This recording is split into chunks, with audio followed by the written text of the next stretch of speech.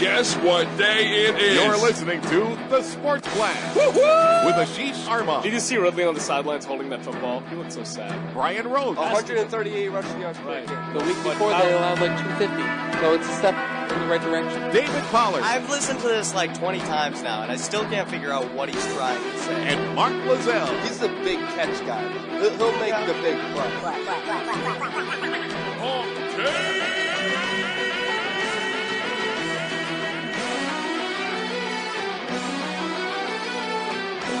Festive over here tonight. I like it. Very much so.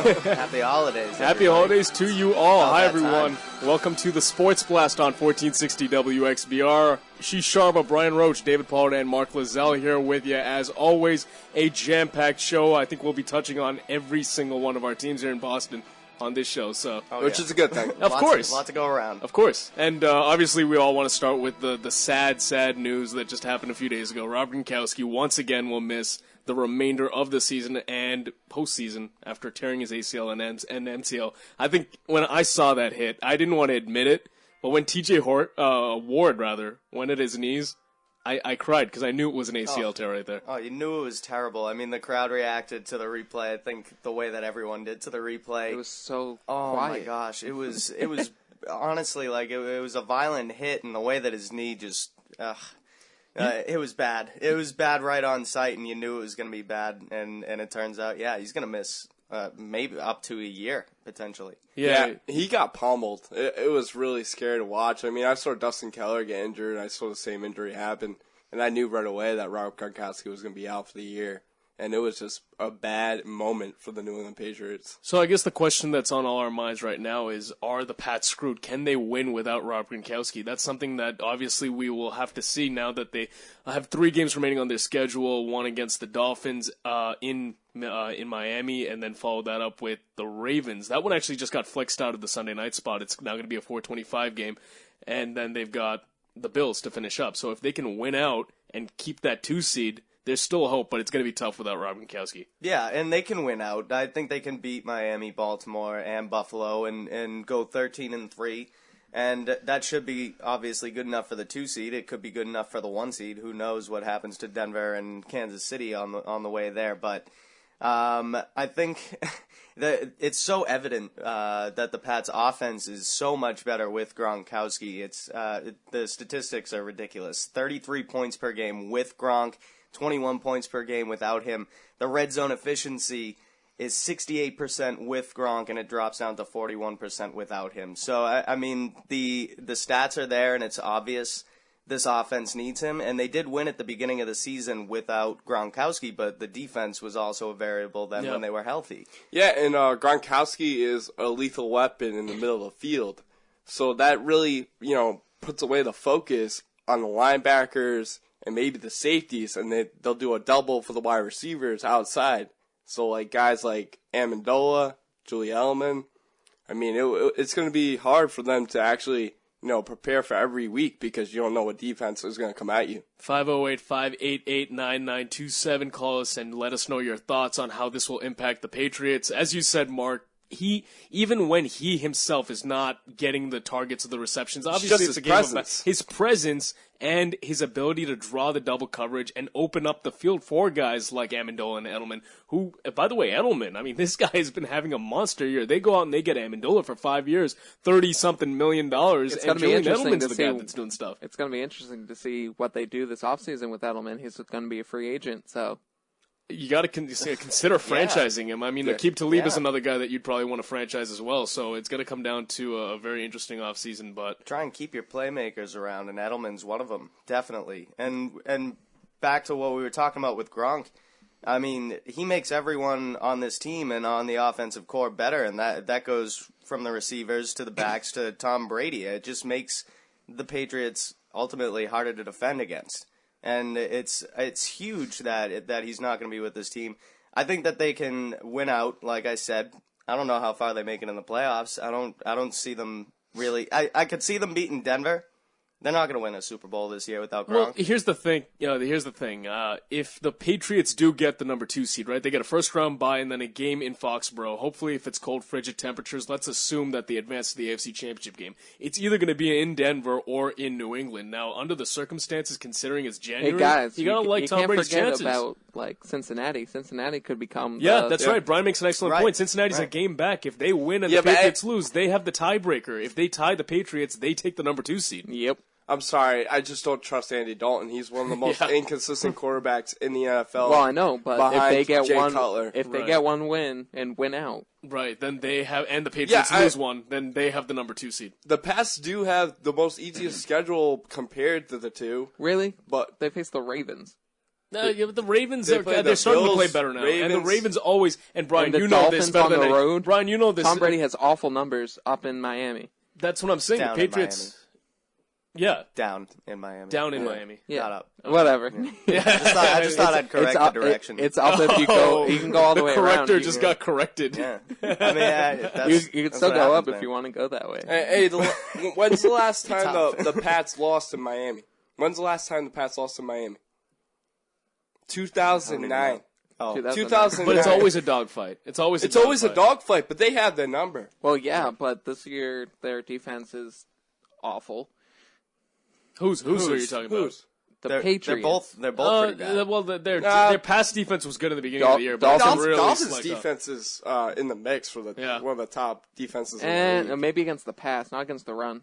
No, their run defense is struggling. But, I mean, the point is, Brian did bring up a good point in the sense that don't count out Cincinnati. If they win one and then win out, and the Patriots lose one and then win out after that, all of a sudden you're looking at a number 3 seed and you're playing wild card weekend. But let's assume for a second, guys, that they do get the number 2 seed. They do get the first round bye. You get that first game at home in the cold. Let's just say that they win that one.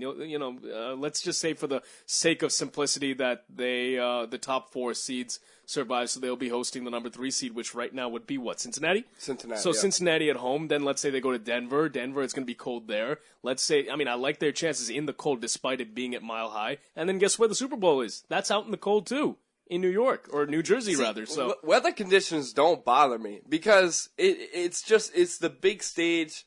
If Peyton Manning's going to be Peyton Manning, he's going to be the elite quarterback that everybody knows he is. I'm just sick of the weather conditions because if you just focus on the weather conditions and not the players, it's like, all right, well, we don't have to worry about it because it's going to be -6 when the Super Bowl comes. Right. There's just no point in comparing that. I'm sorry. The weather conditions have no effect to me. And it's definitely no excuse for either team. If a team loses in cold weather, you can't use the cold weather as an excuse because both teams are playing in the same weather.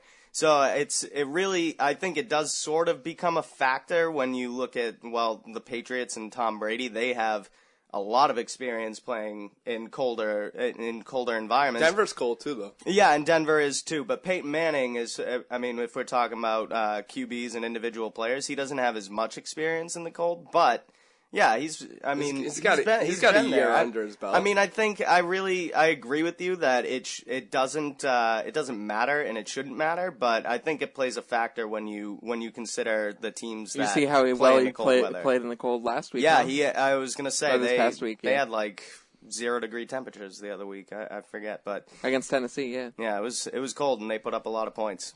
All right, first break of the evening. We'll be right back here on the Sports Blast. Don't go anywhere. Hey, Billy. Yeah? Do you want to go to the state fair? Yeah. Do you want to ride the roller coaster? Yeah. The big one? Yeah. The one with the reverse flip? Yeah! Well, you can't. Huh? Well, you see, Billy, when you throw away money on wasted electricity, you throw away everything you could have done with it, including going to the state fair. Oh, man. Cheer up. This year your parents will make it right. They're going to visit EnergySavers.gov where they'll get tips on how to save energy and money. Then they'll add extra insulation and get a few of those Energy Star appliances. They could save hundreds of dollars a year. And you know what, Billy? What? They'll take you to the state fair next year. But I want to go this year. I know you do, Billy. I know you do. Saving energy saves you money. Learn more at EnergySavers.gov. Brought to you by the U.S. Department of Energy and the Ad Council. WXBR Brooklyn. your face. I've been everywhere and back, trying to replace everything that I broke till my feet went numb. Praying like a fool that's been on the run. This is Ryan Tedder from One Republic. The beat of our new song, Feel Again, was created with heartbeats of children in need. Find out how it can help frontline health workers save millions of children at everybeatmatters.org. Brought to you by Save the Children and the Ad Council. You're listening to The Sports Blast on 1460 WXBR. This is an environment of welcoming, and you should just get the hell out of here. Check us out online at sportsblast.co. Can I hear it again? Do you have time? That's www.sportsblast.co.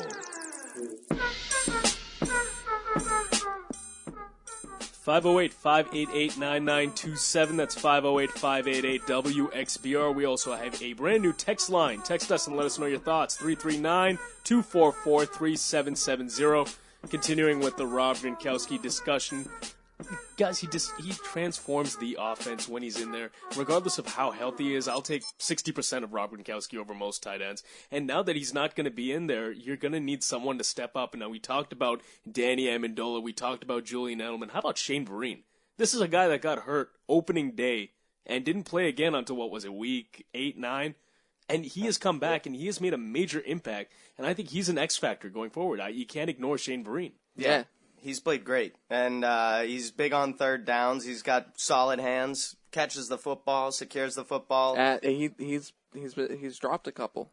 Oh, I'm sorry, Brian. I mean, that just makes him so. Come on, on the whole, he's a great catch passing. He's 1 for back. 3 on his last 3 deep balls trying to catch. Well, he's not a deep ball guy. I mean, he barely runs routes from the wide receiver point. He's usually coming out of the backfield, and he's definitely not a slot guy. So that's usually where they put him, actually. So they have him coming out of the back. They have him most coming of out of his the backfield. definitely the higher percentage of his plays come out of the back. He's more often than not in the flat. Guys, the positive aspect in all of this with Gronk, Gronk being absent now, is somebody has to step up. And how did Gronkowski become good? It was because he stepped up for Tom Brady. Not only that, he's just so physically overbearing. Yeah. Who's going to be the tight end right now? Mulligan. Omenamnui and Mulligan. Yeah, well, can I shoot a Mulligan for him? Isn't Who-Man?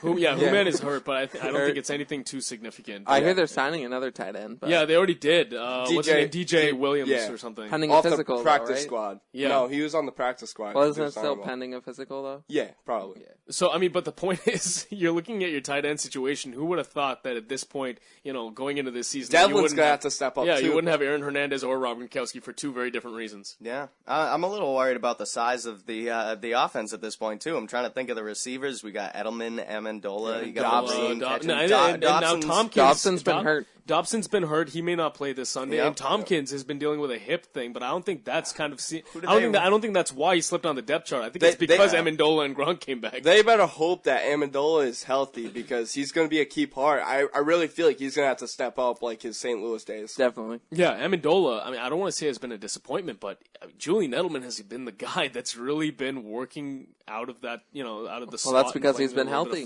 Yeah. The last couple of years he hasn't been healthy. He hasn't been able to show what he can do. And he didn't really get an opportunity on offense because Wes Welker was here. And now Wes Welker's concussed for the second time in, 3 games? And going about the physicality with Gronk, he's so physical against his opponents, but he averages 15 yards per catch. Yeah. And that's a bulk of yards per drive. And also it takes 5 people to tackle him. Right. You can't bring him down. He's such a big red zone target, too. I think in something like 50 career games, he has 40-plus touchdowns. That's insane. It really is. He's just, and that's what I was saying about the size. Who do they have now that can really go up and get the football for Tom Brady when he needs it most? No one. Nobody. No one can get a jump ball the way Rob Gronkowski can. Yeah, you're talking about. Tom Brady doesn't have to be so fine when he's throwing to Rob Gronkowski. He can put it up there and hope to God that he catches it. At this point, now Tom Brady has to be that much more accurate. Has to put the ball right in the right spot for some of these smaller guys, and he doesn't have the X factor in the red zone. And we talked about the percentage points. The efficiency goes down by over 25% when you're in the red zone without Gronkowski. So they're going to have trouble putting points up on the board. And, I mean, I wonder if the D can step up along the way. Yeah, I know exactly. That's what I was going to get to because, you know, the offense, they stepped up when the defense was down and injured. And, I mean, both sides have had significant injuries, no doubt. But the defense can flat out come out of their shell and, you know, actually perform because Tom Brady's going to need help.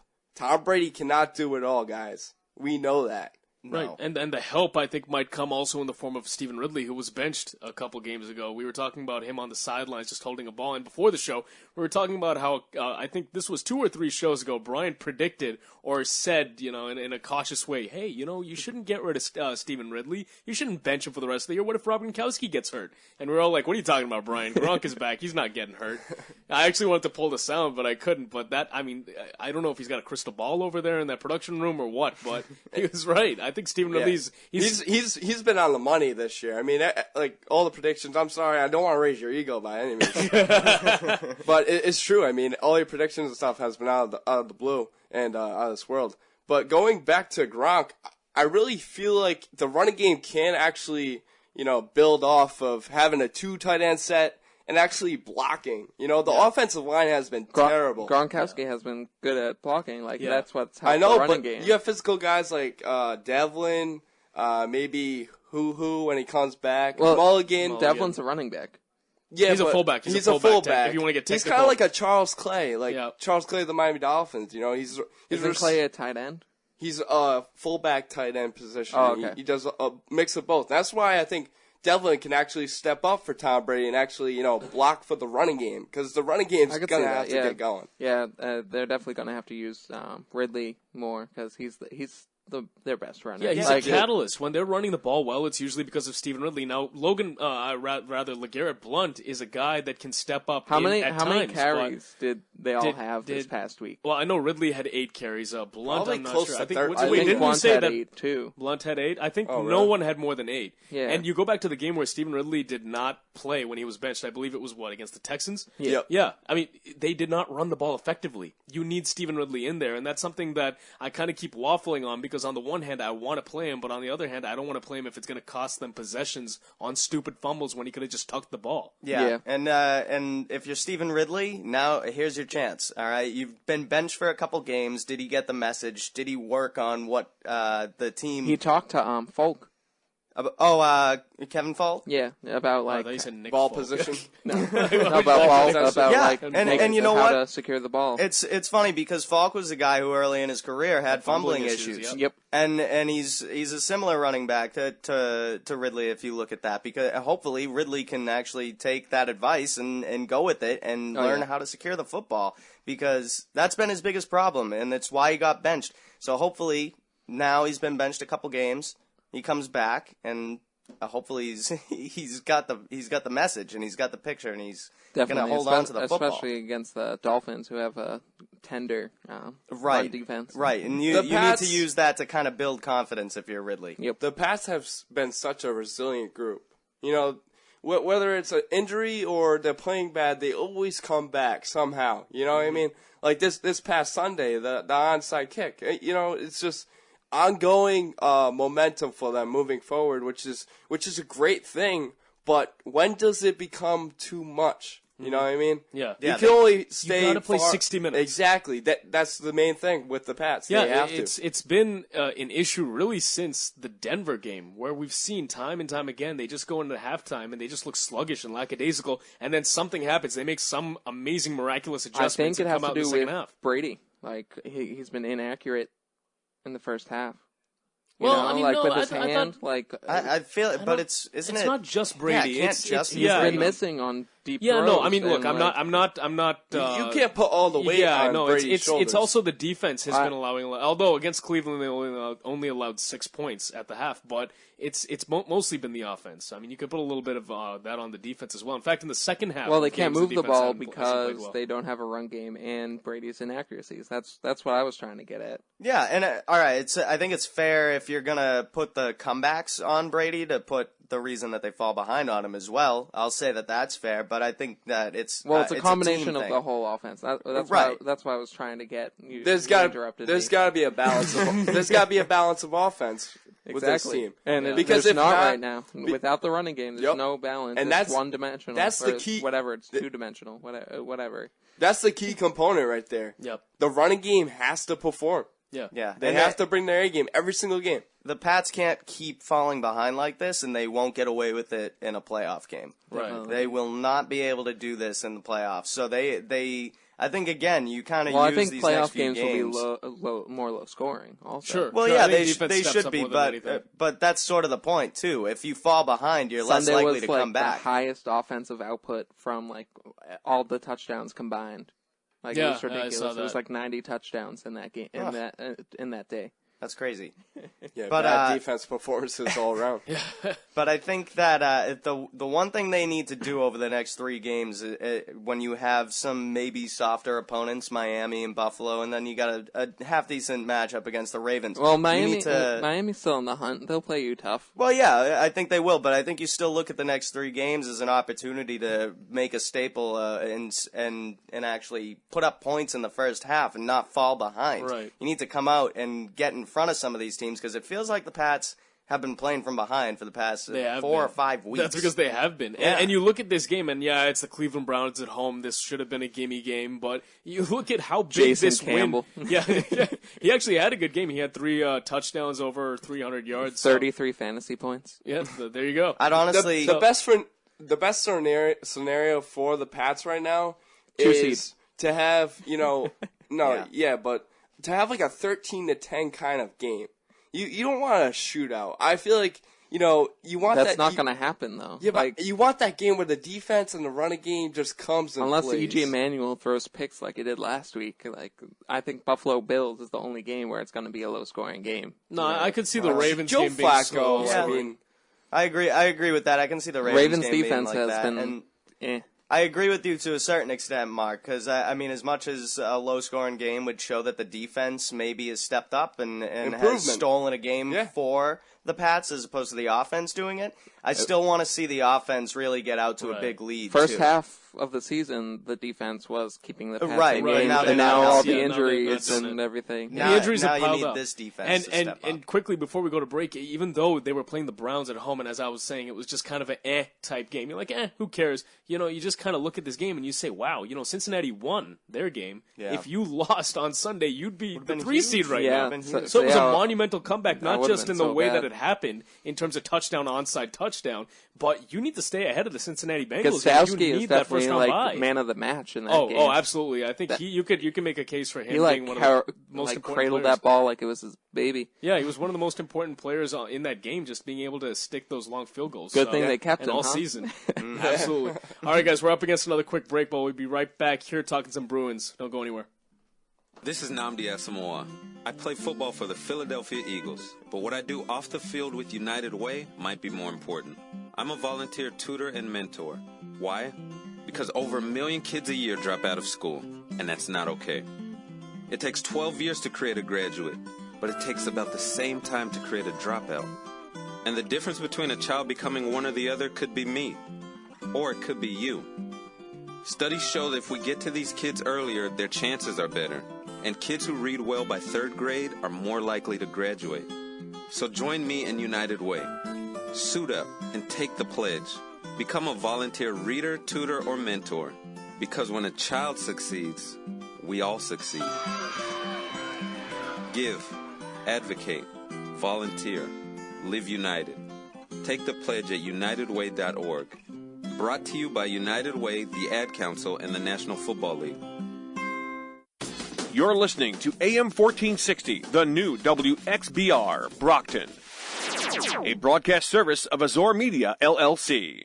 It's Timothy Green's first day at school. Mom, I can handle it from here. What's in his backpack? He's about to fall Anything over. he might need. There's a box of tissues and Band-Aids. There's a whole first aid kit, actually. You don't have to be perfect. Have a great day. That's too much pressure. Have the day you have. To be a perfect parent. There are 2 people who want you more than anything. They'll make mistakes, but they will love you more than you can imagine. There are thousands of children in foster care who will take you just as you are. Brought to you by the U.S. Department of Health and Human Services, Adopt U.S. Kids, and the Ad Council. Whoa! Brooks Orpik decks Louis Erickson, and he is slow to get back to his station. Now Thornton pulls down Orpik and pounds him when he's down. They're calling for the Pittsburgh trainer to come off the bench. Yeah, we got a bad situation here. That's not what I want to see or anybody want to see. And we got a Bruin down right in front of the open door. Marchand protecting the puck, and I believe it was Neal that went by. He got hit after the play with a knee to the head on a guy that's on the ice. He gets tripped up by Crosby. Watch the targeting of the left knee to the head. I haven't seen the replay or anything, so I'm going to hit him in the head with my leg or my foot or my knee or shin area. I don't know. Chara also there, and Iginla. That's a lot of Boston beef. Iginla centering. Krejci scores! The Bruins have tied it with 1:29 to go. Smith to Bergeron. The return to Marchand. Dangling at the dot. Here's Chara. The wrist shot scores! 13 seconds left. Zdeno Chara puts the Bruins ahead.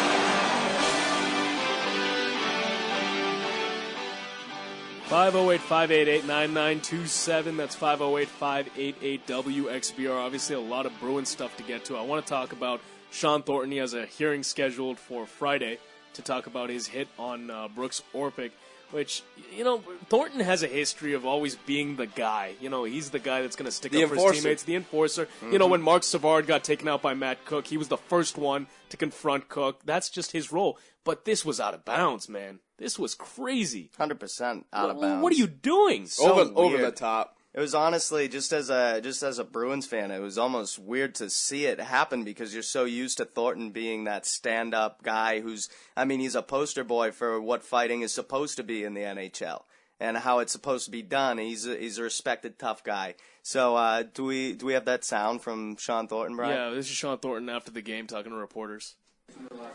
Listen, I feel awful. It wasn't my intention for that outcome. I know Brooksy. I've gotten to know him over the last 7 years here. I skate with him in the summer through the lockout. I texted him a couple times. I feel awful. It definitely was not what I wanted to see or anybody wanted to see. Obviously, I made a mistake. I'm aware of it. I've been told that I'll be having a hearing, and it's hard for me to say much more other than it was not my intention. I feel awful. I felt sick all game. So, Shawn, when you see last game, Johnny. So you can see that he clearly feels remorseful about the whole thing, but when you go back and look at the replay, it was like he was just totally reactionary. He wasn't even thinking. He just found Orpik, dragged him down to the ice, and just started punching. Yeah, I feel like the crowd and the fans watching the game were like, yeah, Shawn Thornton beating the crap out of Orpik. And then, it's all fun and games until somebody gets hurt, right? Exactly. Honestly, it was obviously sort of a heat of the moment sort of thing for Shawn Thornton there. And the thing is that Orpik, if anyone watched the game, Orpik... Yeah, he took down Louis Eriksson, right? Well, he lowered the boom on him. And honestly, a lot of people thought that was a borderline hit. Legal. I'm more of the type of guy that says Louis Eriksson's got to keep his head up there. That's hockey 101. You learn that in mites. Keep your head up or you're going to get decked. Yeah. And he did. And, yeah, he got his bell rung. He has a concussion. That's too bad for Louis Eriksson. He's going to be out for a while, too, probably. Especially with this really concussion history, too. Right. Now, this is the second one of the season. Yeah. So, Eriksson, yeah, I feel terrible that he's going to be missing some time. It's unfortunate because he was building more chemistry with that second line. But you've got to keep your head up. It's his own fault. And then it's his own fault. A lot will be talked about, too, about Orpik not dropping the gloves immediately after that hit was delivered. Orpik has no obligation to drop the gloves with a guy like Thornton. Orpik hasn't fought in the last 5 years. Thornton fights almost 20 fights a season. The guy is a known fighter, and the result may have been the same. He's the enforcer for the Bruins. Yeah. Honestly, he may have been knocked out in a fight. So Eriksson was in a vulnerable position, but he, like you said, he put himself in that position, which was an awful idea. Like you said, it's hockey 101 to keep your head up on the puck or watch out for opponents coming your way, especially with his concussion history. Yep. But Orpik, like you said, Orpik didn't decide to drop the gloves, and that's a smart plan by Orpik there. Oh, he would have gotten his ass kicked for sure, but here's the thing.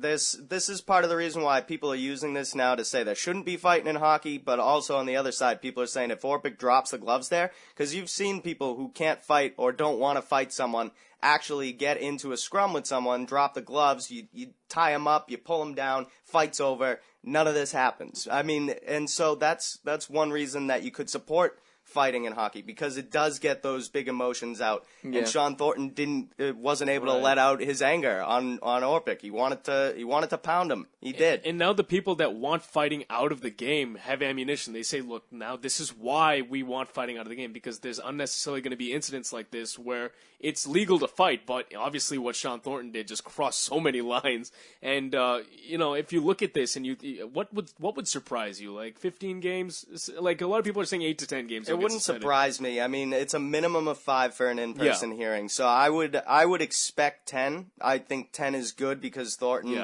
hasn't ever had a history. He's never been suspended from the league. Yeah. He's not. He doesn't play like this, but he's definitely going to get a big one because it was such an egregious violation of the rules. And there's been a lot of discussion on Orpik really selling the injury, I guess you could say. I mean, because wasn't he on the flight home? Yeah, he was. Well, yeah, but see, I don't look at that either. I mean, they called for a stretcher. I'm not saying I'm all for that discussion, not by any means. But it was just that someone brought it up. Exactly, and Orpik, he did something wrong, and Shawn Thornton tried to back up with his teammate.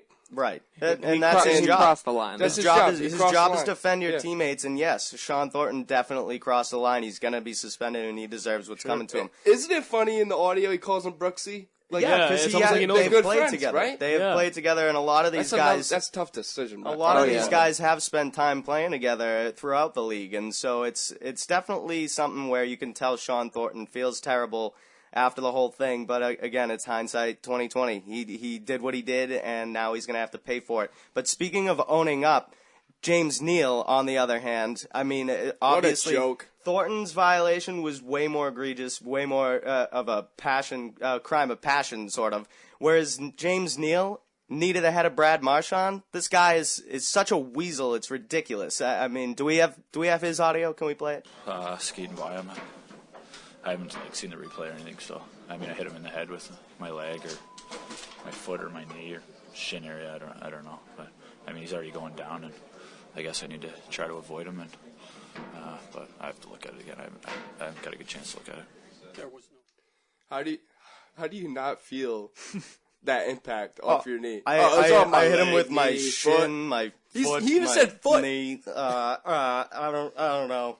The whole leg, like. What are you talking about, guy? You felt the impact. You know what you were doing. You pulled a no-look or knee shot. And I mean, honestly, it was he's such a bum. I just couldn't stand this move because he tried to get away with it. It was sneaky. It wasn't like he went right after Marchand. He goes after him with a knee, crossing the ice. You saw him drop, and he's skating in that area. Like there are cameras on you, James Neal. Everyone can see what you're doing. And this is why I like the NHL Department of Player Safety, because he wasn't fooling anyone, and he wasn't fooling Brendan Shanahan. He got suspended for 5 games for this act, and they show it. If you get to watch the video, they slow it down. You can see his face staring directly at Brad Marchand as he goes to extend the knee. But then he looks his away. Head. Then he looks away like he didn't see him. Yeah, and that's just such a weasel move. And in that, they go on to ask, was there any intent on the play in that clip? And he starts saying, like, well, what do you want me to say? Like, he was going to say, yes, absolutely there was, because he's so caught in a lie there.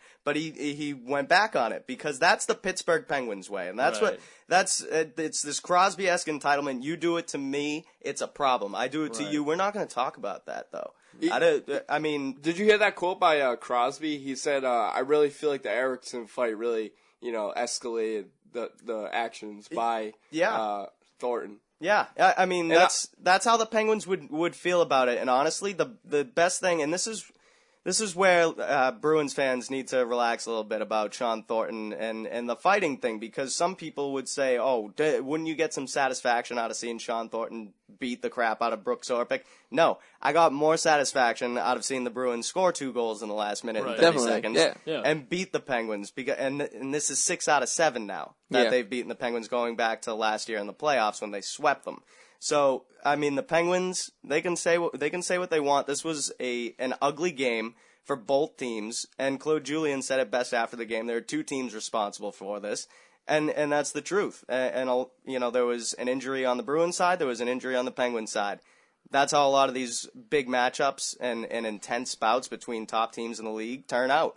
And it's unfortunate when someone gets hurt, but two teams are responsible. Bruins are having a lot of problems with keeping people on the ice these days. Yeah. Dropping like flies. Boychuk, McQuaid, Hamilton is Although Boychuk played last night against Calgary. Yeah, so he's back. But now awesome. Ericsson's on IR. Yeah. So he's on IR, so that means he's going to miss, what, a week? He could miss. Couple weeks, I would say right? with the concussion, he'll probably wind up missing anywhere between 4 and 6 weeks, just because he already had the concussion earlier this year. Right. They want to be careful with him at this point.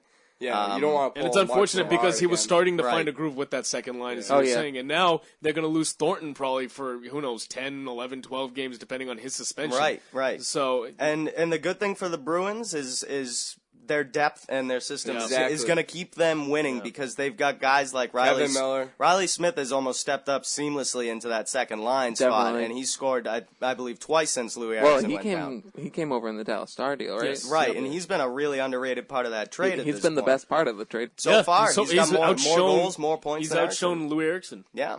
So, and not to mention they got some of the younger players coming up, and Spooner and Matt Frazier, who can definitely play at the NHL level. They're ready. They also have the defenseman Kevin Miller, who's a rookie. He's been pretty good. He's a big body, plays hard. He plays a Bruins style of hockey, and really their depth is going to save them at this point in the season.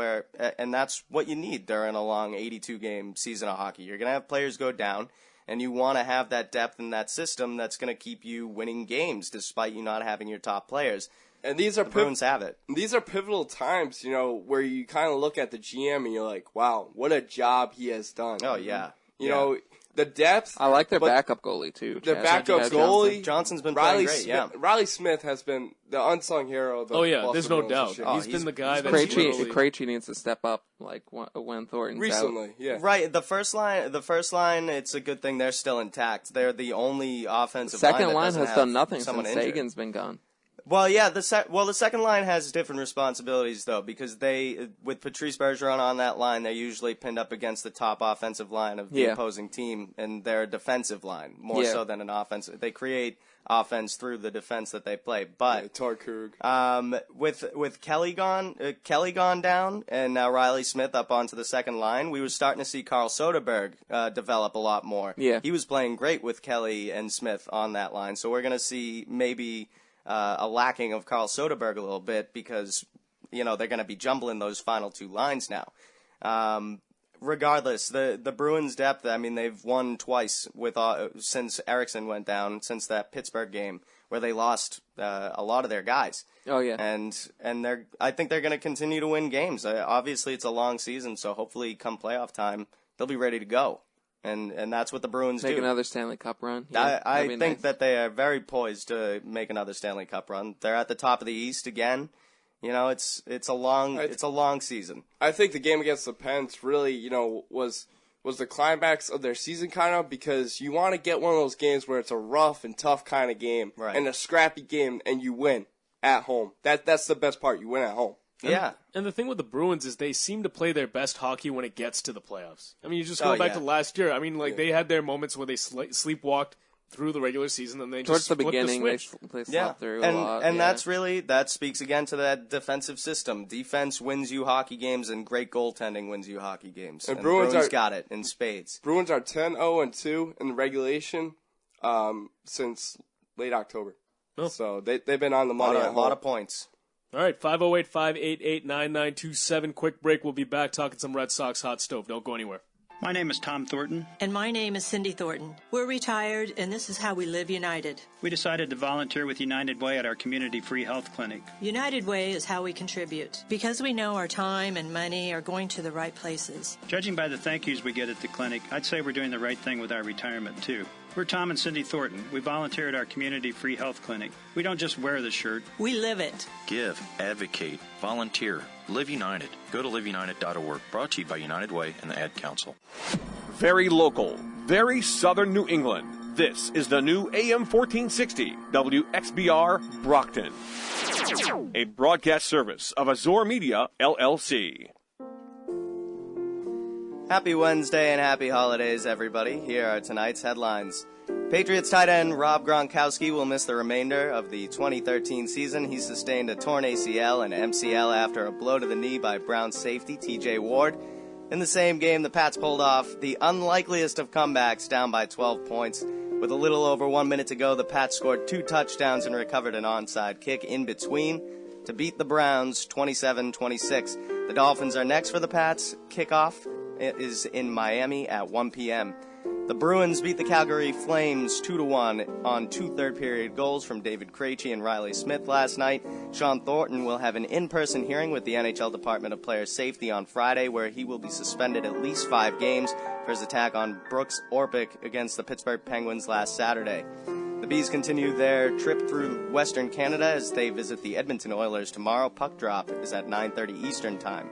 The Boston Celtics lost to the Brooklyn Nets 104-96 yesterday. It was the first time that Paul Pierce and Kevin Garnett played against their former teams since moving to Brooklyn. Tonight, Doc Rivers will be back in the TD Garden for the first time since taking over the LA Clippers. He coached the C's for 9 years and won a championship in 2008.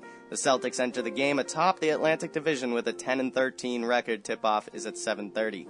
Those are tonight's Sports Blast headlines. Be sure to check out our website at www.sportsblast.co.